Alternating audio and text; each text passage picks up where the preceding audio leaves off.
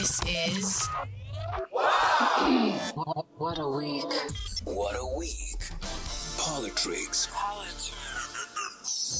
Welcome back. It's another edition of #PoliTricks with Botsang Modimowame Moiloa.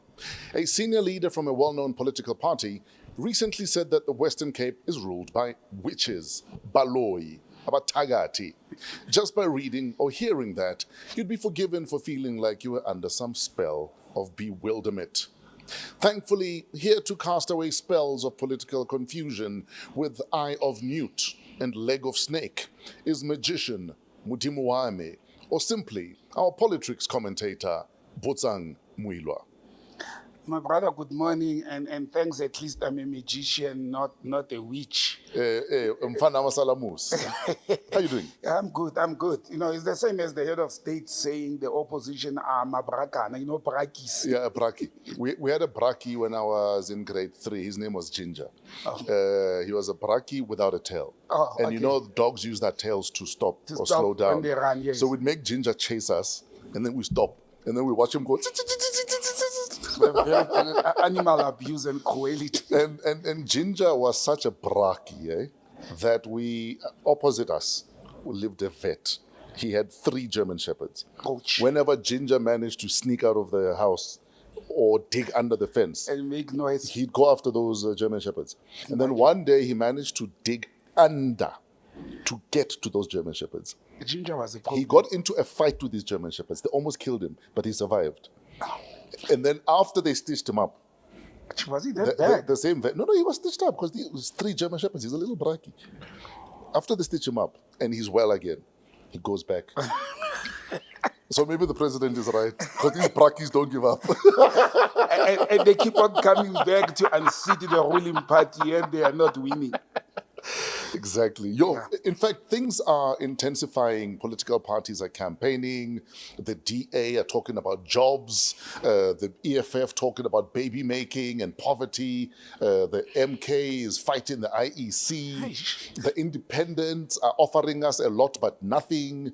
And then there's guys going for provincial seats. But you ask them, what are you offering us? They can't really tell you anything. But they can tell you what the ANC is not doing. Yeah, but they're not telling you what they're going to do for you. That's the problem, Fresh, that the opposition or the supposed to be alternative in the country Yes, sir. is failing the electorate. Sure. More and more people are saying, I'm tired of the ANC. I think I need a change, but I can't find a viable alternative to vote for. Sure. I mean, for example, you mentioning the DA in the Western Cape, if we may start there.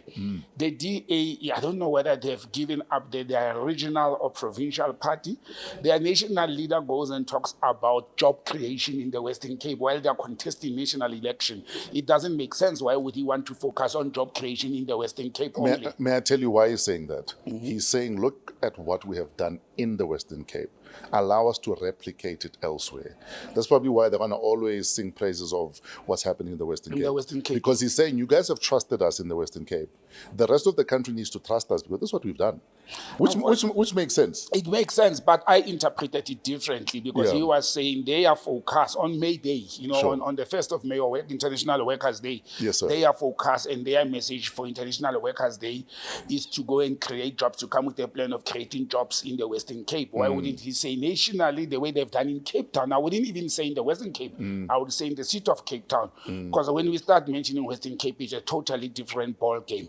But also we move on, and I think somebody must actually call Mr. Julius Sello Malema to order. Okay, so who's that person who's going to do that? Well, I'm just going to mention what he has done wrong. I'll listen on the radio. He has advisors and supporters and people who love him, and elders as well. There's people in the economic freedom fighters like Advocate Dalimpofu. Sure. They can talk to him. I know that politicians tend to make rhetoric statements during the campaign time. But I looked at what is happening in the country, the issues of rape, teenage pregnancies, and a leader of the 3rd biggest political party, and somebody respectable like Julius, stands up and say, in front of kids, because when you look at these rallies, especially of the EFF, you do find kids there, under 16, you know, they either they like him or they like the EFF or they go there with their elders. Sure. And you say to them, go and have sex and make babies who will double the grants. I mean, that was a very reckless statement. It was reckless. He may come and defend politically and say, no, but I was not talking to the kids, I was talking to elders. Even to elders, because the person of age 16 or 18 is an elder, age 16 is consensual, you know, age. And even them, can we afford youth that he's appealing to go and be pregnant with all the challenges in the country? And you can say we will increase the various grants without saying to people, go and make babies. Exactly. You can do that. That's why I'm saying it has an element of a rhetoric and, ill-advised or unfortunate statement. But I think Juju must, look, it's too late to apologize, but I know he will come back and clarify that. Wouldn't you say he's basically just being on brand? Because often I agree with a lot of things Juju says, but I disagree with the how. Yeah, okay. That his heart might be in the right place on various issues. On various issues, but yes. It's almost like he insists on the how being controversial so that there's talkability, is what I suspect. What good does it do to the electorate and the followers and those? It doesn't do good to them. You understand? I'm telling you fresh, there are people who listen to politicians. Absolutely. Or their leaders. They will go and do those things after. And I mean, on top of the EFF saying that now the one of what we are calling disgruntled or dismissed or suspended activists of Umkhonto Wesizwe Party and goes and blow the whistle on them or on himself to say he has conducted himself in an unbecoming manner. But let me say, in opening that part, lawlessness should never be allowed in all fronts. Yes, sir. If there was a crime committed, it doesn't matter by who.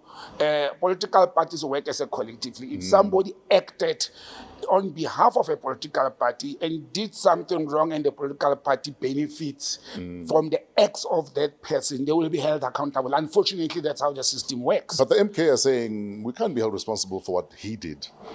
And he has a track record of not being above board, is what I say. Yeah, but what we should say on paper and on record is that even if they did not sanction that, even if he volunteered to commit acts of crime, after investigations and following the IEC regulations, if the MK is found to have unduly benefited from the acts of that particular individual, it cannot be left, undealt with. I don't know whether to be dealt with before election or after the election, but it is a criminal offense, or it is an offense in the Republic of South Africa to unduly benefit from an illegal process or activity, and that's why I'm saying. Okay, so what is that process? For those that have not been in touch this week, what happened with the MK party? Well, one of the, and actually I don't know why do people refer to him as a founder or a leader, because the MK had come and said, no, he's one of our volunteers.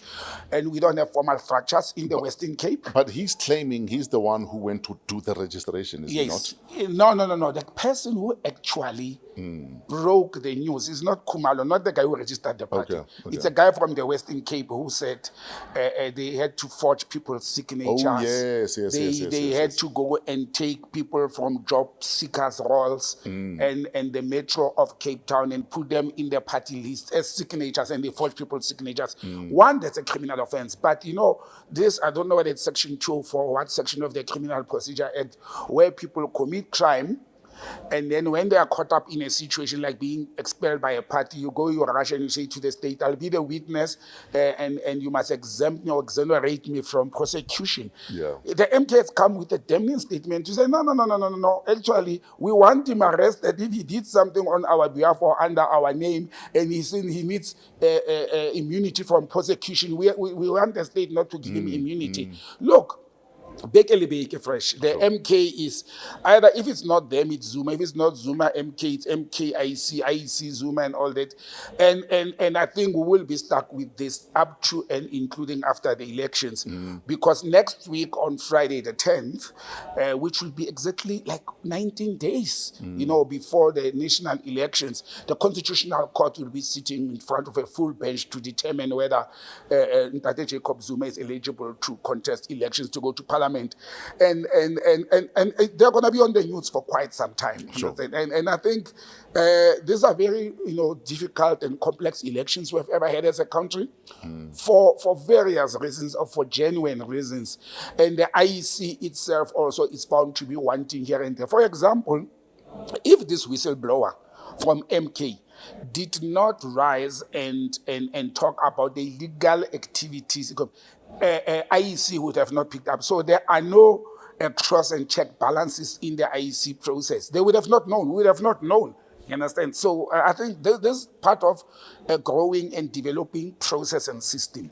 Question is this, though. So as much as the IEC might not have the capacity to verify that Botsang did sign this petition to say he will vote for the WAW party, are the numbers parties are expected to collect realistic? Look, Fresh, I don't think I know you need a barrier to entry. Yes, Otherwise, every Tom, Dick, and Sally will be registering to be on the voters' roll. political party, But are the numbers realistic? And are we surprised that you're finding that signatures are being forged? Look, I'm not surprised, and I can tell you it has been happening. We just never knew about it. Sure. If I am told to collect that 15,000 signatures, even you as an individual from your followers only on social media, whether it's your followers of music or of WAW What a Week podcast, you can collect 15,000 signatures easily. You can actually. Almost 1,000 of them can be your family members. You understand? You can take neighbors, family members, IDs and signatures and tell them you are raising funds for community services and you register a party.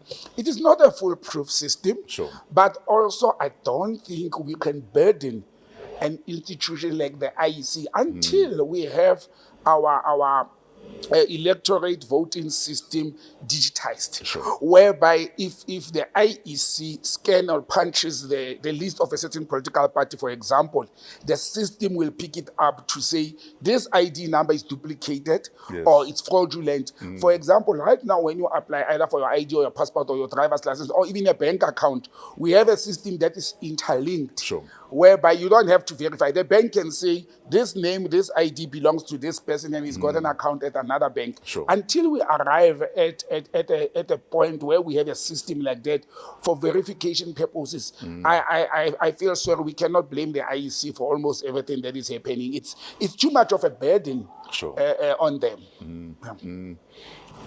Are we moving on to former President Thabo Mbeki?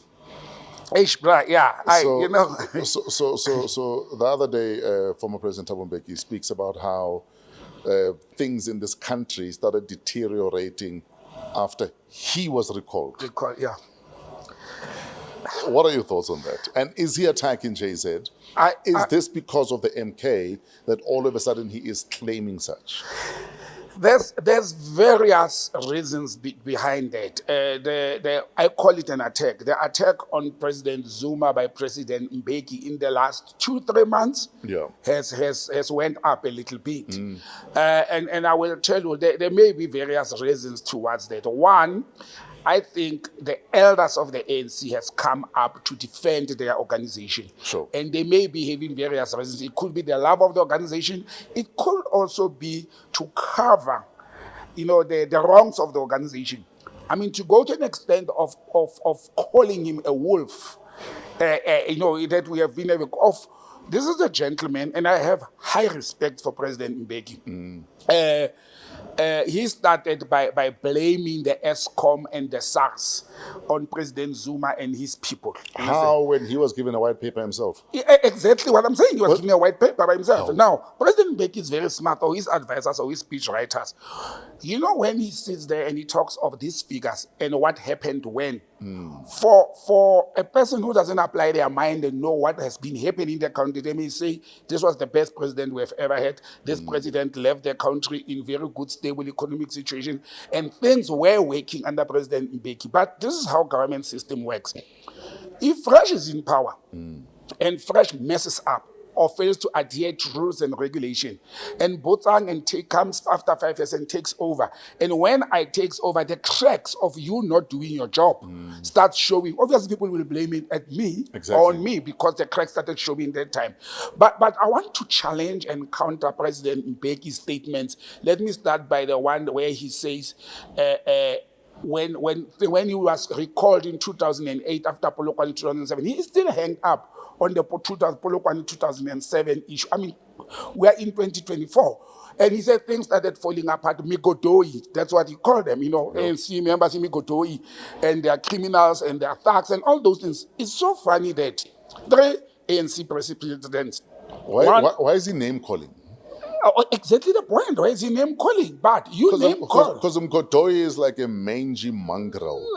You see, he calls them Migodoi a few months back, and he says, how do you expect me to come and campaign for Ipatiami Godoy led by criminals? Oh, wow. How? Fast forward 3 months down the line, he is on the forefront campaigning only after Jacob Zuma is seen to be cuckoo and crazy, betraying the ANC, voting and campaigning with MK while he's a member of the ANC. Now President Mbeki rises, and now he's campaigning for Migodoi. He's campaigning for criminals. He is talking about how the Zuma administration was bad. He's talking about how, and this one is very interesting, how Zuma administration wanted to capture and destroy SARS. First, let me tell you on record, and our viewers can go and check. In the history of the Republic of South Africa, when Ntate Tom Moyane, the former commissioner of SARS, took over, let me tell you what happened that time. Pravin Gordhan, the Prime Minister of South Africa, that I regard him, because he has said his prime is better than other ministers, was the commissioner of SARS before Tom Moyane. Do you know that before that time, SARS had a shortfall of 60 billion rands that they were supposed to collect. You know, they have a planning. They've got a medium and long-term planning to say, this is the amount of money. They were in short of 60 billion when Pravin handed over to Tom Moyane. And Tom Moyane came in under Jacob Zuma. Pravin Gordhan was under President Mbeki. When Tom Moyane, and it's on record, took over SARS, the same SARS that President Mbeki is alleging that him and Jacob Zuma wanted to capture and destroy, came in. He took over SARS to unprecedented, unparalleled, unmatched records of making 1.1 trillion excess in collection of revenue. It never happened in the history of South Africa that SARS collected more than 1 trillion rands above the projections. And we are quiet. We don't want to say, oh, okay, if Moyane was that horrible and bad and corrupt, how did he collect 1.1 trillion? The question then becomes, what did we do with the 1 trillion? And after, because he was not there for 1 year. Let us go back as a nation and look at the infrastructure development and progress during the so-called 9 wasted years of Jacob Zuma, the 2 terms of Jacob Zuma. Infrastructure, and not private company infrastructure in the country. I'm talking about public service infrastructure, building of universities, schools, roads, and everything else. The housing sector and type of houses we're building for the so-called RDP houses, the quality improved. Understand? So when it suits ANC leaders, they call each other Migodois, they call each other traitors, they call each other that ANC of Ramaphosa, and all of them. It's not only the President Mbeki. Understand? Mr. Motlanthe himself said the ANC must be collapsed. It's him who said it first, before Zuma. ANC must lose the election, ANC must be collapsed. Now Zuma goes and does what his comrade Motlanthe is doing. He's collapsing the ANC. He's making it lose. Now, suddenly, Zuma is a bad person.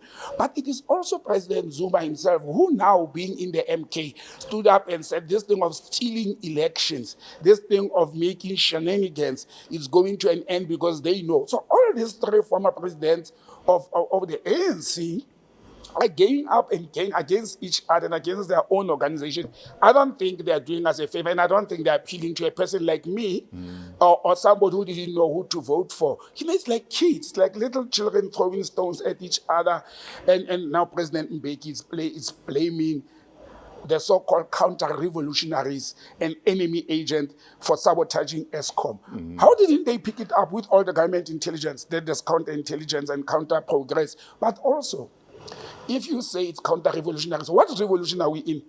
What revolution did it happen under President Mbeki, except that when the ANC had 2/3 majority under his administration, they failed to address the land question that he acknowledges. They failed to change some laws. We are still sitting with acts of parliament of 1940s and 1930s of this country. You understand? We are still using acts of parliament. And who were the counter-revolutionaries? They worked and acted against themselves. They derailed against themselves. But these are very interesting. Somebody asked me, do I think President Mbeki and President Motlanthe are coming in to save Ramaphosa or to save the ANC? I think more to save the ANC and to make sure that Zuma and his people are not wrestling the ANC out of them. But also, Fresh, ask yourself, why are these retired men and women of the ANC coming out gun blazing? What are they defending? What is it that they do not want us to know? Sure. And I'm the one who's always saying, when it suits the ANC and its leaders, including President Mbeki, President Motlanthe, and others, they say ANC, it's a broad church, we work collectively, we do things collectively. But when it's time to own up to your failures, to own up to your wrongs, to own up to your corrupt deeds and activities, they want to separate it. It's no longer collective. Their current president, who's the president of the Republic, Mr. Ramaphosa, looking at the Zondo Commission, stands up and say the ANC is the #1 corrupt index country. Now, other one is calling them Mikodoi, other one wants to collab them, other one says wolves, other one says corrupt. And these are the leaders of an organization that wants to still hold on to power. But I said to somebody, in closing on TM, I've been having sleepless nights these days that it looks like the ANC, and we did talk about it last week, they will come back with more than 50%. It will mean to me, the people of the Republic of South Africa are happy with the ruling ANC. And once people are happy, we must shut up. Are they happy with the ruling ANC, or would they rather the devil they know than take a risk at having coalitions that might deteriorate things even further? I've got friends in Lesotho who are complaining that since the coalitions, things are possibly worse than they've been in a very long time. And maybe it's people just saying, you know what, rather we keep, taking along in the hope that things will get better. Then Joburg has had 10 mayors in 2 years? Yeah. What do you think is going to happen at national level if we have a coalition? Maybe that's what we should call a revolution. When people are revolting, when people are saying, we don't want the status quo, we don't know what the future holds for us. But we always say, and when we listen to motivational speakers, we always say, if you are sitting on a comfort zone, if you don't push that window or that door, you will never know what is behind it. I cannot floor any of the opposition parties because they've never been in power, they've never been in charge. I may even call them brakis or mabrakana, as the president had said, but they've never been given an opportunity to see what they can do, except, people will start saying we had Gating McKenzie and the PA in some small drop in the Karoo. We have EFF being the opposition and in the coalition, but we need to get somewhere. If we don't get out of the comfort zone, and we say this, having have said before, the ANC have done well where they were doing well or where they were supposed to do well. But are we saying if you are sitting with your 1982 old Jeep and there's an opportunity to can upgrade to a better one which is eco-friendly and all, you are not going to do that because you are stuck with this old thing that is unique? No, it doesn't work like that. Human being must change. Change is progressive. Change is very progressive. And I'm sorry I mentioned your Jeep. No, my Jeep is still growing. Like, even my little Land Rover here is still growing perfectly. Yeah, but well, and sadly, that's the state we are in as a nation. Let's go overseas. There's quite a bit happening. Derko, Clayson Munyela is in the news. South Africans abroad voted. I think London, as a polling station, apparently had more people on the voters' roll in London Yeah. than any individual polling station in the country. Yeah, look, there's a lot of South African passport holders and potential voters who are living in London, Sure. and then I think followed by Australia. Even Dubai, I was surprised that we have so much big numbers. But the polls have been completed, and DERCO has issued a statement that the diplomatic bags, we call them A-bags, Yes. the voting papers are in there, there's been dispatched safely to South Africa. But in between that, then the African National Congress First Deputy Secretary General Menomvula Mokonya wrote a letter that one of them leaked to Comrade Ambassador, Comrade High Commissioner, Comrade Consul General, to have an online meeting with them to fight elections as part of the ANC campaign. And the DA got hold of that letter. To fight elections, how? Yeah, like contest, like to challenge, okay. to like the campaign, part of the campaign, Sure. to say they must do the job abroad, they must work. Look, number one, there is nothing wrong in talking to your deployees or members who are sitting abroad. I was going to say, in an election year, for instance, as let's say, the Consular General, obviously the office becomes a voting polling station, yes. as it were. How does it work then? Like, are you conflicted as a Consular General in terms of what you can or can't do? Look, first of all, in diplomatics, let me start by saying, once you are posted abroad, you are there representing the country, not the political party. That's my thought. That is why you even find people from opposition parties, the Botsang Moiloas, the Kata Selekas, the Tony Leons, yes. and all, you find them as heads of mission representing the country. So it is for the best interest of the country. That is the departure point. The second part is, you are right when you say the South African mission abroad becomes a voting station, becomes the representative of the IEC. Okay? Now, whether it's happening physically at the chancery, at the office, or at a rented place somewhere, but the head of mission and the staff, the diplomatic staff members of it, they become senile by virtue of having access to ballot papers, to transportation of them and all those things, and therefore they shouldn't be seen as influencing the situation. That's one part. The ANC has obviously members that they've deployed abroad, or they've recommended to be heads of missions or diplomats. There's nothing wrong in their SG office talking to them. But once you start addressing them and writing to them and engaging them, whether they fly in or they are online with state resources, and state resources can be the computer they were using, can be the airtime they were using, can be the time that they are there representing the state. There's something very wrong in that. I don't think it's the correct thing to do. But in between that is what happened abroad, and DA has gone to court. So what does this letter say exactly? It was inviting them to a meeting to come and discuss the ANC campaign program. But you know what was interesting for me? Who did Nombola Mokwanyane send those letters to? ANC deployees abroad as diplomats only, or to all other diplomats, even from other political parties. So I don't have the facts regarding it, but I assume they send it to those that they know are their sympathizers or their members. And exactly how were they expected to participate in this? They have an online fight back? meeting. Yes, how are they supposed to participate? How are they supposed to campaign? Look, it means then the ambassador or the high commissioner would stand up and go to have a party and a meeting with South Africans living in that particular country or town and tell them to vote ANC, because that is campaigning.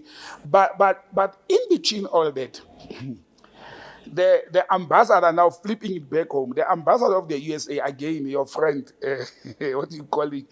This guy is a problem, man.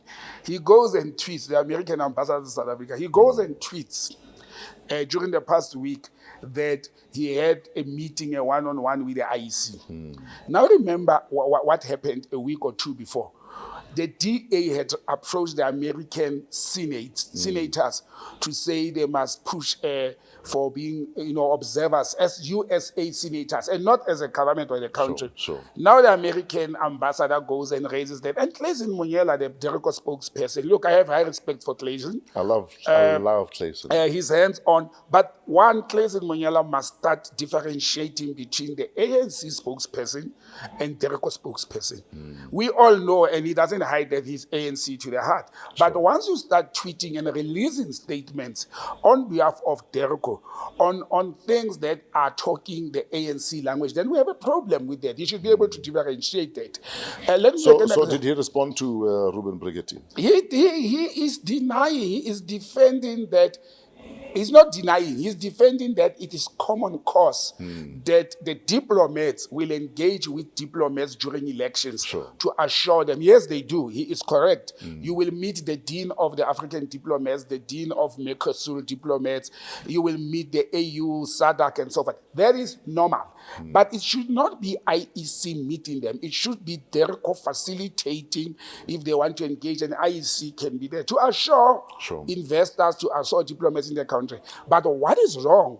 And I've mentioned multilateral organizations. I've mentioned SADC, AU, United Nations Organization, and the deans of diplomatic corps. But meeting bilaterally, why would South African IEC go and have a one-on-one bilateral meeting with the Americans? Why not with the Cubans? Why not with the Russians? And I said, are we having an ambassador? We have 2 ambassadors in the US, one for the United Nations, one for the country bilateral, and almost 4 consul general in the US. I've never heard or seen a situation where then there's elections in the US. Our ambassadors or heads of, they go and engage with the electoral mission there to say, no, we want to check if everything is in order. That's not how it works. Exactly. With multilateral organizations. And what are you, our prefect? Exactly. Like we are reporting to a prefect. We're checking to see if the natives are not restless and they're towing the line because democracy is our baby. No, that's rubbish. Exactly. And for that, I think Clayson didn't handle this properly. It's also setting the record straight to say they are forgetting that they are working with the reckless American ambassador who likes cheating and saying things to try and create an impression that he's the most important ambassador this country has. And for me, they must manage this situation proper, because already there are challenges towards the IEC on how they handle diplomatic mission voting abroad. I mean, for example, the DA wanted the so-called honorary consuls to also be voting stations where they stay. But honorary consuls, number one, are not South African, mainly are not South African citizens. And secondly, they don't have an office usually. They will be using their homes or offices. And it's prominent people in a society in that particular country that you will appoint to can take care of South African affairs, mainly trade, business. And they don't issue passports. They are not consuls. And they are honorary, then they are limited. So if we don't use our DERCO offices and spokesperson to focus on such issues, to clear such as and misconceptions, then we are missing the mark. Absolutely. Yeah, but look, I just want these elections to come and go, man. There's so many challenges, nitty-gritties. I just hope they go on peacefully, and there should not be any, infiltration. But we must keep international communities like we've been doing it as observers.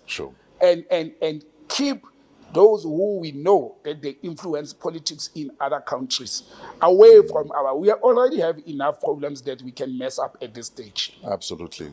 Let's go to Senegal. So Senegal has adopted Arabic as one of the official languages, dropping French though. Yeah, but disappointed. Our friend, he's what?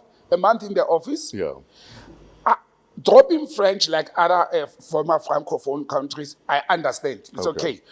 But your entire country speaks French, though? Yes. They are dropping it as official. They will continue as an official language. They will continue using their native languages as well as French in communication. You understand? Look, in South Africa, English is one of our official languages. But me and you, when we are outside this studio, we are Setswana. But we still have English as one of the official languages, or Kasital. But my concern with the president of Senegal is that you drop French, it's okay. You pick up Arabic. Why Arabic? When actually we have Swahili as the most spoken language. This is just my thinking. Why not Swahili? But what is spoken more in the area, in the immediate area, though? Would it be Swahili or would it be Arabic? Look, I wouldn't know. I wouldn't hesitate to give them, equal. But also they may have opted for Arabic because of the trade relations they're starting to, like we have adopted Chinese, not officially as an official language, but it will work better for South Africa if more South Africans speak Mandarin. You understand? I'm just disappointed that you drop French, you pick another foreign language, and we know the history. One day we should have a conversation about the history of the Arabs towards African people. And it's a very serious and sad history. No. In fact, a lot of Arabs in North Africa will be very quick to say, I'm not African. Yeah. They've said it several times. Despite the fact that your country is in Africa, on the continent of Africa. They'll be very quick to say, I'm not African. Yeah, I'm Arab. I'm Arab, yes. So yeah, the president of Senegal has opted for Arabic as an official language. I had wished he had said Swahili, or even stand up and say one of the local languages, like South Africa did, is becoming an official language. You jump your own languages at home. You see, the issue of mental colonialism, and colonialism comes in different forms these days. We are economically colonized. We tend to do things the way our funders and those that we do business with, we tend to do the way they want. It's no longer the colony of Britain and France and what. It's an economic colony. Like, look at South Africa now. We are so much in love with President Putin. We are so much in love with the Chinese. We even introduce Mandarin to our schools. We take our kids to start. There's nothing wrong with that because it's based on economic. But we should be conscious of saying we want to defeat colonialism, erode it, remove it from us, and we bring neo-colonialism in. Understand? We don't appreciate our own culture and languages, and we are quick to jump from one colonial and foreign language to another one. And for me, that's my challenge. We are actually stalling the decolonizing of the African mind. And I mean, I think we can do better as a nation. We are kind of running out of time. But before we do that, we need to pay some respect to Doctors Peku, Musuku Peku, and Mutsuenyane. Yes. Plus the Rose of Soweto, Dingaan Thobela. Yes. So I don't know what are your thoughts on those three losses. Look, yeah, a sad state, in South Africa, just in 1 week. Actually, in one day, we lost, Dr. Sam Motsenyane and the Rose of Soweto, Dingaan Thobela, age 57 and 97, on the same day. Dingaan was young. Very young, fresh. 57 is young. Very young. I mean, that's a sad loss. But Ntate Motsenyane, look, historically, we know the gentle giant of South African business and in development and all that. He has done very well. He has ran his race. He has groomed and trained and developed many African people. I was going to say, why should South Africans care about this loss? Yeah, Dr. Mutsuenyane. Look, first, those who know the history, we know how he stood up and formed with the late Ntate Maponya. I think he was also a Dr. Maponya. Yes. By the time he passed on, to form the African Bank, which was wrestled off them by White Capital at a later stage. And you know what is important about how they did it? They didn't go and ask for foreign donors. They didn't go and ask multilateral companies and these big companies to give them money to form the African Bank. They went to people, noble South Africans like Fresh, and say, donate 1 rand, donate 10 rands to form the African Bank.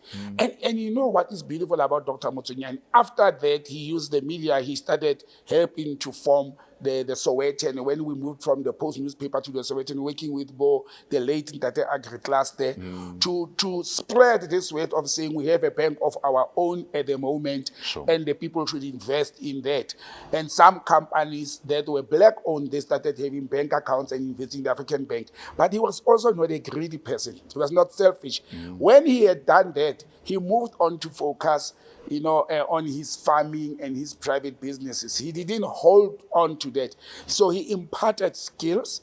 He shared that. So for me, that's a gentle giant of the South African business and industry.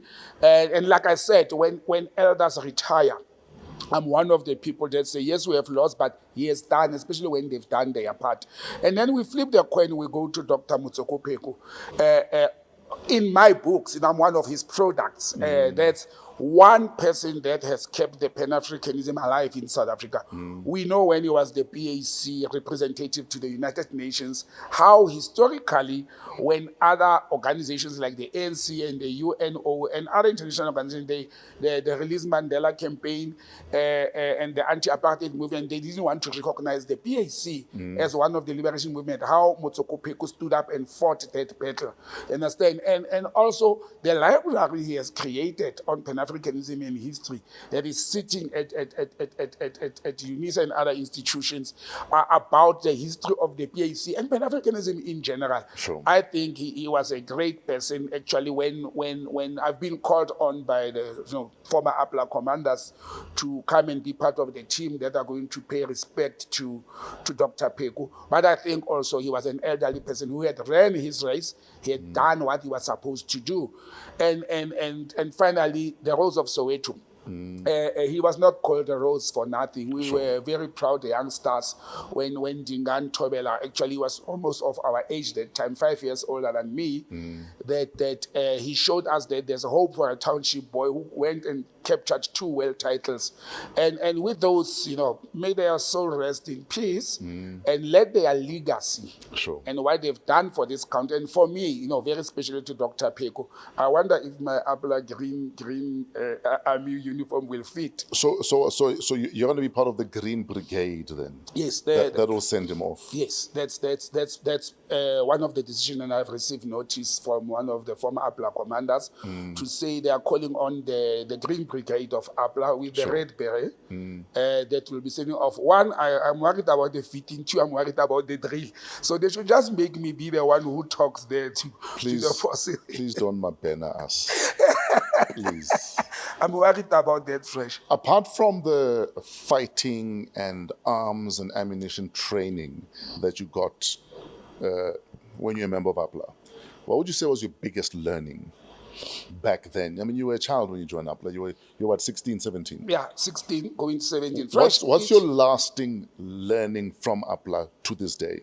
Discipline. Yeah. That's one thing I've learned, to be disciplined.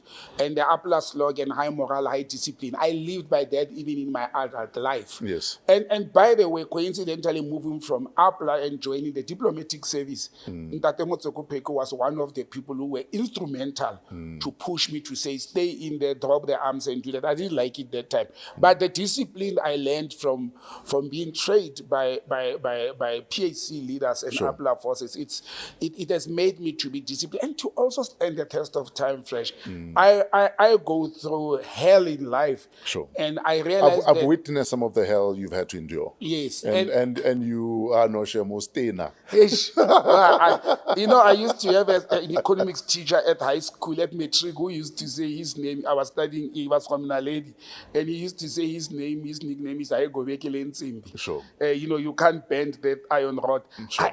And I used to say, people are talking about hard nuts to crack.